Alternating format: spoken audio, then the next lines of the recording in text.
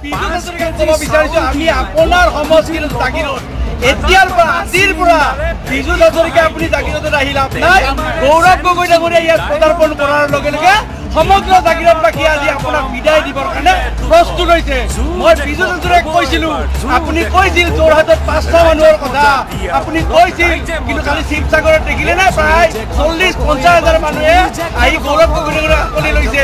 এতিয়া আপোনাৰ নিজৰ সমষ্টিত 10,000তকৈ বেছি ৰাইজে গৌৰৱ গগৈ ডাঙৰীয়াক মৰম আৰু আশীৰ্বাদ দিয়াৰ কাৰণে উপস্থিত হৈছে।